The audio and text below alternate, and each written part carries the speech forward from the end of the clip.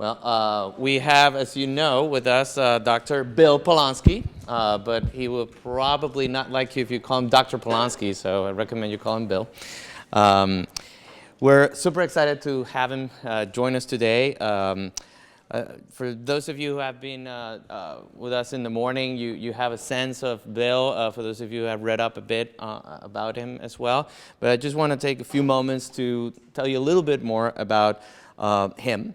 So Bill is an internationally recognized expert in the behavioral aspects of diabetes management. And although this makes him sound like a million years old, which he obviously isn't, many of us rightfully consider him as the godfather in this field.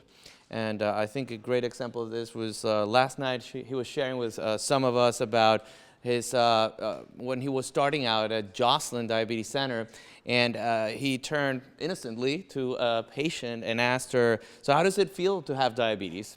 And she couldn't believe he was asking her that because nobody else in her years of having diabetes had asked her, "How does it feel to have diabetes?" And he hasn't stopped asking that questions to this day.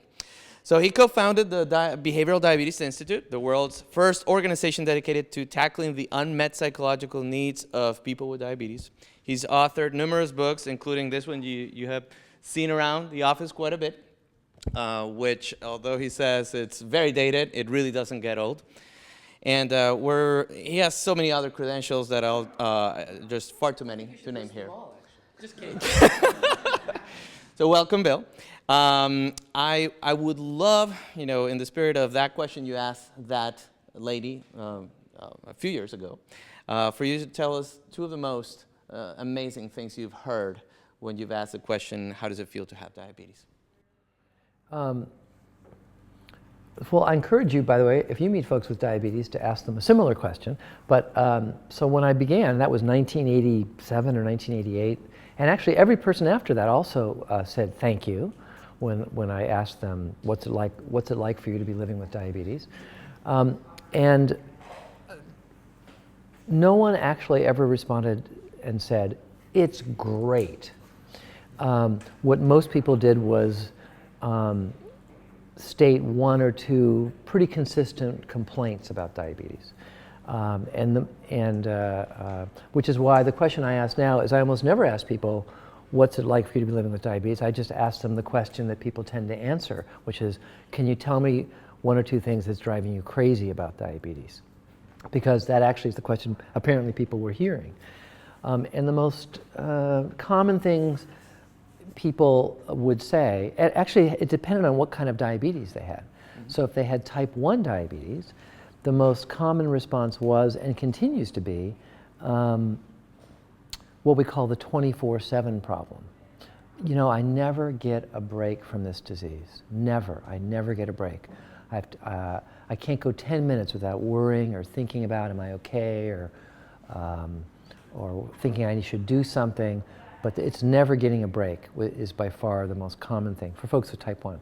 The second most common thing we heard from I always heard, and we still hear from folks with type 1, is, and you would hear this a lot at your company actually, is no matter what I do, I still get these wacky results.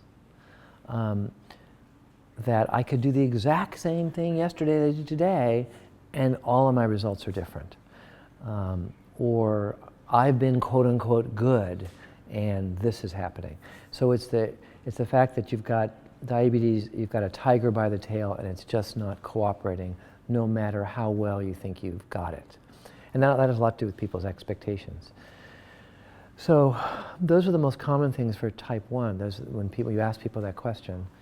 For folks with type 2, it's tended to change over the years, but people will talk about their frustrations about managing their weight, with being confused about their diabetes. And a big one, and my colleague Susan Guzman talks about this a lot, is the stigma associated with type 2. So feeling that the sort of shame and blame that they feel from everybody around them, and the stupid comments that they hear from other people. If you would just not eat that, I'm sure your diabetes would go away. Or if you hadn't eaten all that sugar, I'm sure you never would have gotten diabetes. Or if you hadn't let yourself go, I'm sure you'd be in much better shape. So those are probably the most common things that I heard about back then, and I don't think much has changed really. It's the same concerns and worries that people have. Wow. So, by the way, I just have a couple more questions, and the idea is to open up the mic for anyone who has questions. So, be thinking of those. So, another question, Bill. So, when people seem overwhelmed with their diabetes, what has been successful in your practice in helping them address diabetes, along with juggling with the other life challenges they face? The major things that we've discovered are important is. Well, it didn't come up in those early conversations. There's a tremendous amount of hopelessness and despair about diabetes.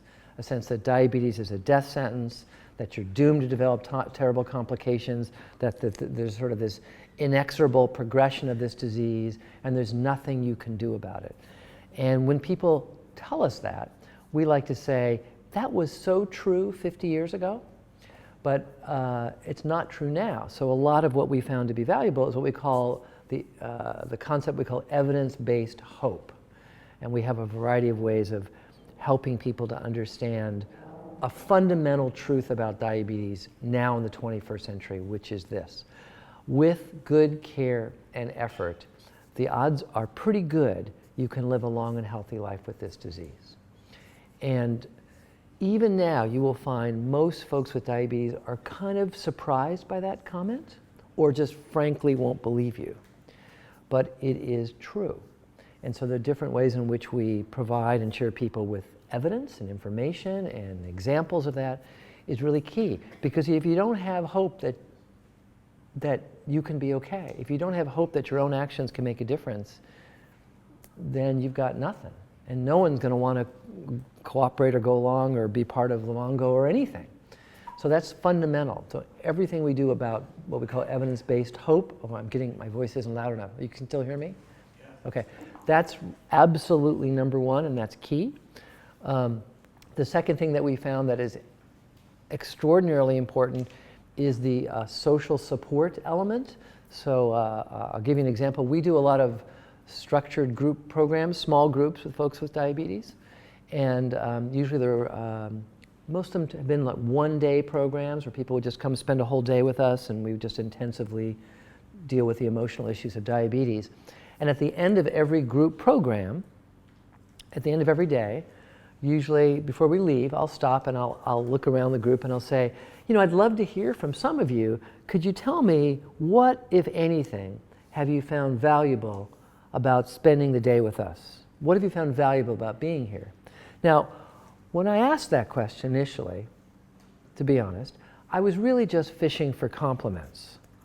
I was waiting for people to say, oh, God, Bill, you are so awesome, and what a God, and this has just been so incredible. Thank you so much.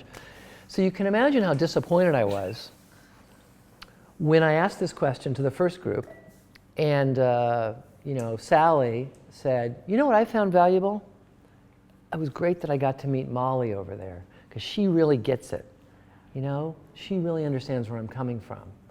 I go, yeah, thanks. That's nice, Sally. Can anybody else think of anything? And Bob over there says, you know what's been great about this? I got to meet Murray.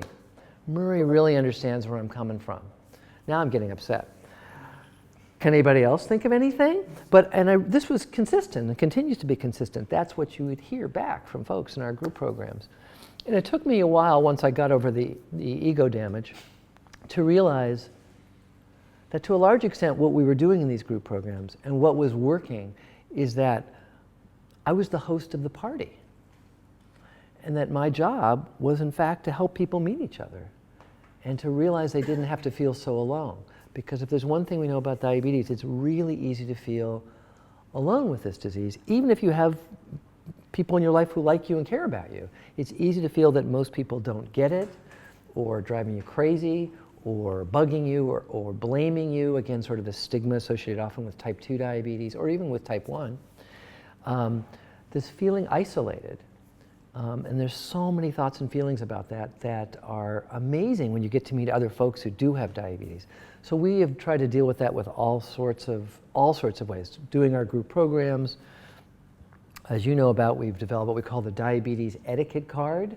So there's about 500,000 of them in circulation now in about 11 languages around the world. So when you meet, we would tell people with diabetes, when you meet someone who says something annoying to you or doesn't get it, instead of just punching them, you could just hand them a little diabetes etiquette card and politely say, oh, you must not know the rules about how to behave, with a little smile on your face. And then the rules, there's 10 rules of diabetes etiquette, are really, they're funny, but they're designed to open up a conversation. So rule number 1 is, don't offer unsolicited advice about my eating or any other aspect of my diabetes. My favorite, I think, is rule number 3, which is, you understand, which is, don't tell me horror stories about your grandmother. Because that happens to too many folks. Like, oh, you have diabetes? That's such a coincidence. My grandmother, who died a horrible, painful death, she also had diabetes. I just thought you'd like to know that. Isn't that cool? Not really. So, but it's a way to laugh and open up a conversation with your loved ones or coworkers, family members, or friends. But it's a way so people don't have to, one way, our effort to try and not feel isolated. So things like that. I got more, but those are 2 of the biggies that we think are really, really important. So I'd be curious what kind of either comments you have or questions or challenges or anything when you talk about this psychological, behavioral, touchy-feely aspect of diabetes. So I know you've done a lot of research in diabetes distress. Is that right? So I'd love if you can sort of share sort of what led to that, and also this distinction between diabetes distress and depression and sort of some of the other challenges that come from having these comorbidities. So I was just interested in what you've learned and your guidance on sort of how best to address these either separately or together. So for those of you who couldn't hear, we've done a lot of academic work, but also regular practice, and looking at what the phenomenon, what's called diabetes distress. It's a term we made up. And it originally was because we made up a questionnaire 20 years ago called the Problem Areas in Diabetes Survey that has become very popular around the world to be used in clinics and to be used as an outcome measure in large studies to measure diabetes distress. But the purpose of the scale was mostly because I was so annoyed with the endocrinologists I was working with. And I was getting pretty much consistently, I would say, probably 20 referrals a week from my endocrinologist. This is when I was working at this big diabetes center. And every referral said the exact same thing. It said, this person is in denial of their diabetes. Please knock their heads against a wall. And I was meeting all these folks with diabetes who would come to see me, and none of them were in denial of their diabetes. They were full of thoughts and feelings about diabetes. It wasn't that they weren't thinking about it. It wasn't that they didn't notice they had diabetes. They were full of thoughts and feelings. And so we first developed this idea of looking at diabetes distress just to point out that no one was in denial. They were aggravated, they were scared, they were depressed, they were discouraged. They were things we had to deal with, but it wasn't that someone had to say, hello, you have diabetes. That wasn't the problem. So the scale was developed for that reason, but the other reason, it was never designed to be a research tool. It was designed to be a conversation starter, because in fact, it was just a structured way of asking people, Mrs. Smith, can you tell me a little bit about what's driving you crazy about diabetes? And we just had a list of, here's 20 things on a scale of whatever it was, 0 to 7, number 1, number 2, number 3. To what degree is this driving you crazy about diabetes? And we could have someone fill this out. I could look at it and say, okay, it looks like the things that are driving you the most crazy are these. Is that right? Let's make that the focus of our conversation. And let's also acknowledge how cool it is that all these other things aren't driving you crazy. So it was originally as a conversation tool, and then it just became a bigger and bigger thing. So we developed sort of a successor to that instrument called the Diabetes Distress Scale, and now we have about 4 or 5 other scales since then that look at smaller populations. Like we have one for type 1s, we have one for partners, we have one for parents. So we've kind of gone crazy with this probably. I think we've done enough with that now, to tell you the truth. But still, it's still, for healthcare providers, it's still kind of a new idea that there is this big bucket of things, what we call diabetes distress, that your patients with diabetes have a lot of difficult feelings about this disease, and that's often what their major obstacle is that's making it tough for them to manage the disease effectively. Hope I'm not getting too tangential here. We thought that that was the same thing and that overlapped a lot with depression. So for decades, we and many of my colleagues have been done research showing that people with diabetes are at dramatically elevated risk for running into very serious problems with depression.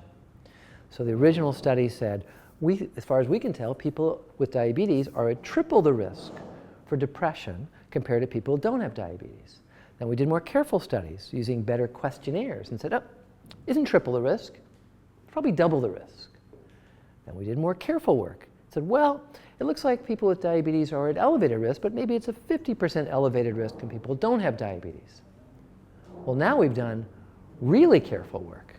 And the best data suggests that people with diabetes are not at elevated risk for depression at all. This is getting into the weeds a bit, but bear with me. They do score higher on depression questionnaires than people who don't have diabetes. But to score high on a depression questionnaire doesn't mean you have a diagnosable clinical depression. In fact, even with the most strict criteria on our best depression questionnaires, people who, one's called the PHQ-9, on the subset of people on that questionnaire who would say, wow, that person is clinically depressed, we're wrong more than half the time. So something's wrong. That's wrong. People with diabetes are reporting more something on these depression questionnaires than people who don't have diabetes. And this is very recent, this is just the past few years, the majority of those people aren't depressed, but they're stressed out about something. Now, look, think about it. What on earth would people with diabetes possibly be stressed out about that people without diabetes aren't stressed out about? Maybe it's having diabetes. And that's why we see this big overlap. So it really is, we believe, to a large degree, just diabetes distress. It's people's thoughts and feelings about diabetes. And to a large degree, in our big factor analyses, what that thing is, what diabetes distress is, it's about powerlessness. It's about feeling like this disease is going to get me, or it's influencing me, and I have no power over this. And that's, by the way, why it overlaps with depression. Because if you've ever been significantly depressed, and while there's biological aspects of major depressive disorder, but the cognitive part of depression is also about powerlessness. It's about, I feel like bad things are happening to me and I can't do anything about it. Diabetes distress is about the diabetes part of that.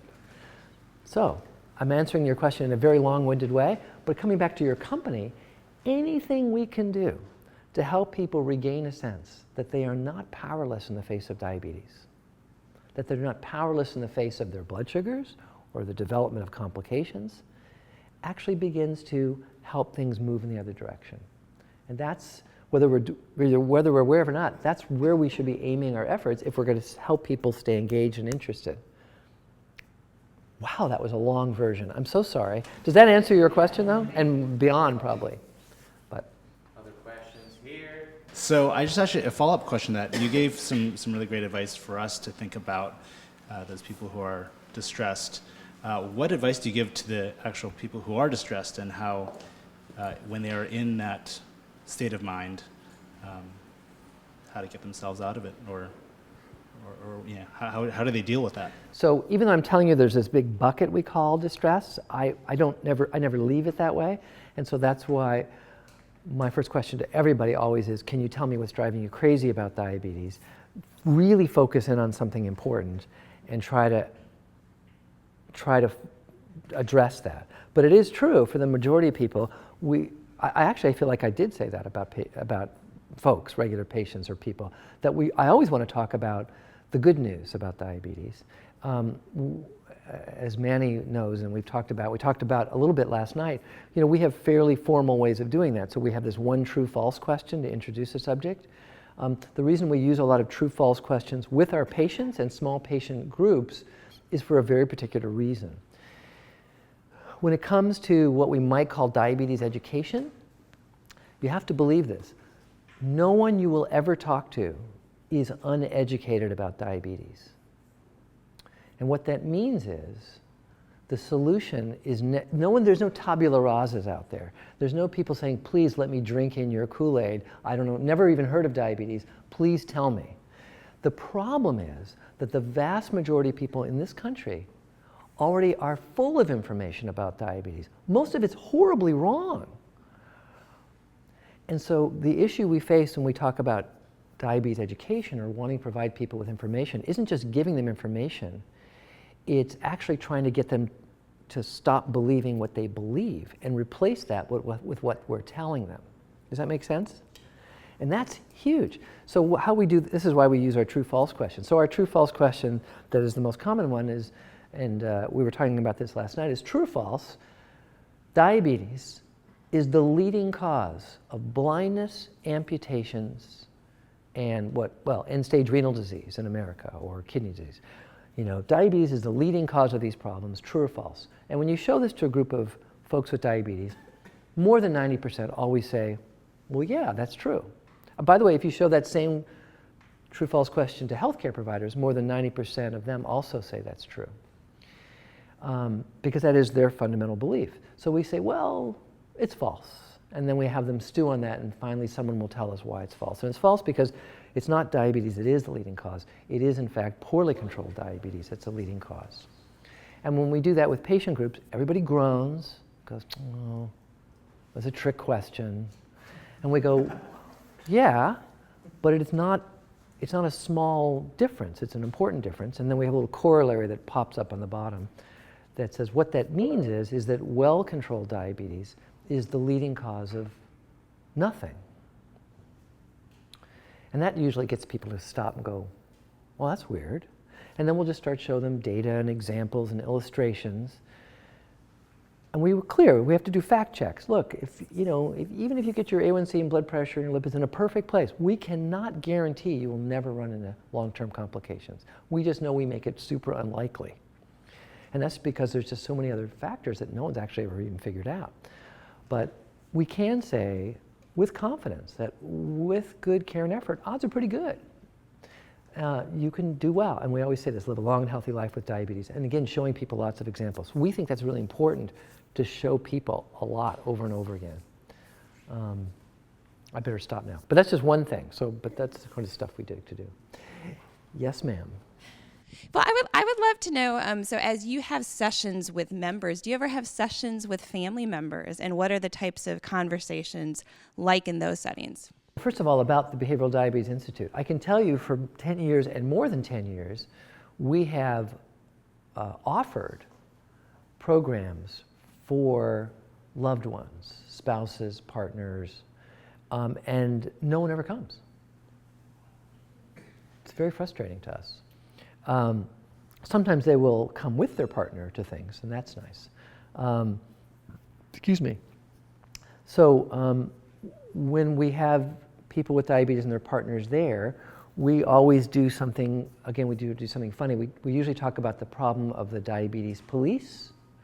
So we'll say, people, your loved ones, it works well when you get the perfect support from your loved ones. And perfect support can be different from family to family. It can be different because you want something different than you want. For you to keep up your oomph, to be vigilant and think about your diabetes every day or every week, whatever it's going to be, what kind of support do you need? And it's going to be so different from person to person.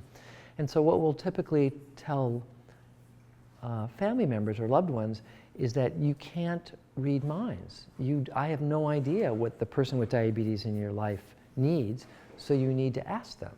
You need not to presume that what your partner needs from you is to go, you shouldn't be eating that. Maybe they do, but ask them. So we just want them to encourage conversations. So we'll often say that we think that we're most worried about, though, is that partners, loved ones, family members inadvertently do become diabetes police. They become nags.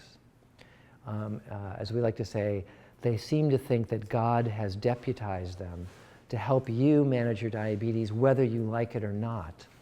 And sometimes that's helpful. Sometimes it's, actually, helpful or not, it's almost always coming from a place of love. But it can be really annoying. And because they love you, we say, they'll probably never stop. So you have to distract them. Give your partner something to do. And politely tell them that, watching what I eat or asking me, why is your blood sugar low again, isn't the most helpful thing in the world.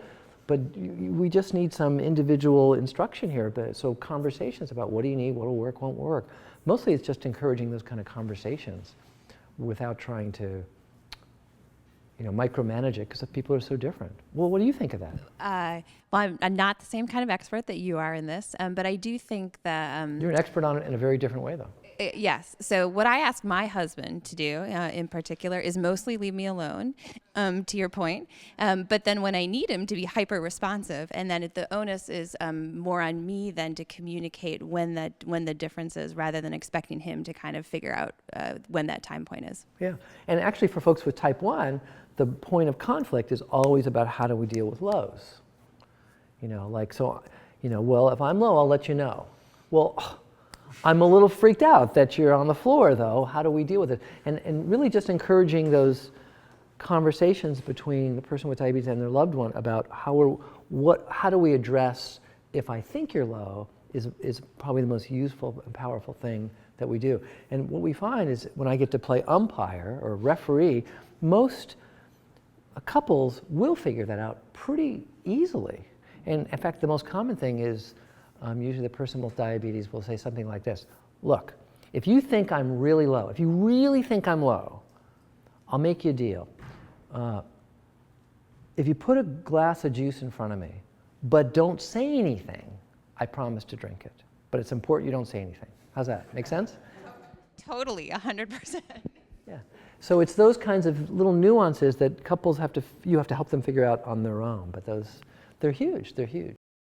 We talked a lot about empowerment. So can you talk to us kind of with your experience and observations and research, what that means to you, how we empower people with diabetes, and how people with diabetes are empowered? Wow, good question, but a big one. When we think about empowerment, I mostly want to talk about the problems with empowerment. We've all heard that term, and it's something we talk about in diabetes for many, many years. And the problem with empowerment is it gets misinterpreted and often becomes patient abandonment. So remarkably, we still hear people saying things like this. I'm a doctor and I have a lot of patients with diabetes, and I'm a very, very busy person.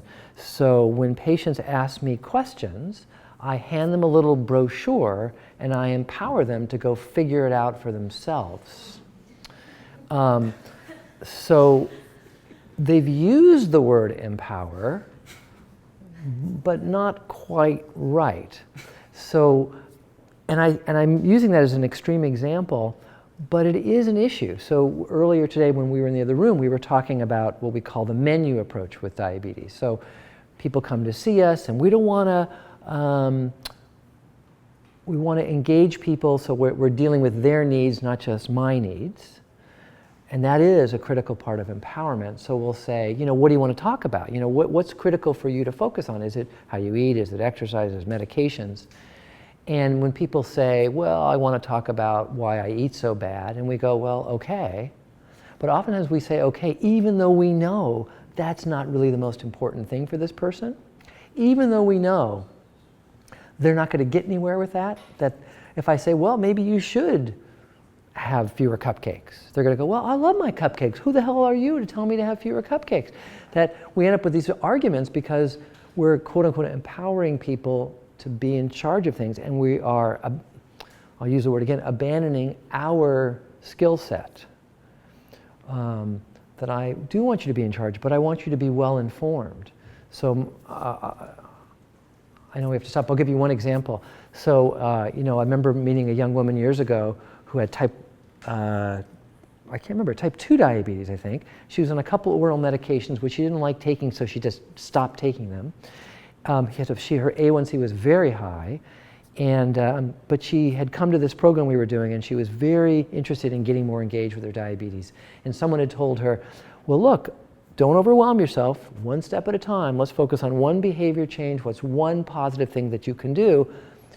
I am going to empower you to pick in your life what's the most important thing for you. And she said, well, I think I know I should pick something that's doable for me, not overwhelming, so I'm going to start drinking more water every day. I think that would be a really good step. By the way, her blood sugars were so high, of course she was thirsty all the time.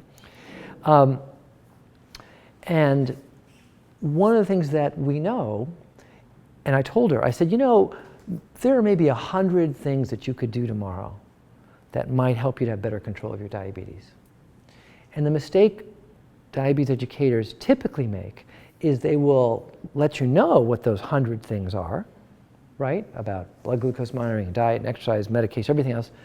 But they forget to mention something, which is that all of those 100 things for you are not equally important in terms of having a positive impact on your health. We can put them in order of priority. So you know where you're going to get the biggest bang for your buck, the least effort, biggest effect. And for you, dear, drinking more water every day is probably number 100 on your list. It's the least effective thing that you could possibly do if you want to get to a safer place with your blood sugars. And she went, whoa, you're kidding, really? So she said, well, what would be in the top of the list? So we began to talk about what some of those things are, like those medications you don't want to take. So I firmly believe in the idea of empowerment. She's going to be in charge of the steps that she's going to be willing to take. But I want to help her do that. I want her to be maximally informed so that she's making wise choices, not just choices. And that's where the idea of empowerment begins to fall apart. It's really valuable because it's changed how we engage with patients. It says we have to stop patronizing people. We have to start being better listeners and not just telling people what to do. Critically important, but we can't take it too far. So that's my, again, long-winded way of answer to that extremely good question. Now I bet we have to stop, right? I think now we've officially run out of time, but thank you so much, Bill. Well, thank you for spending your time with us Thanks. here. And will you join me in this? Thank you.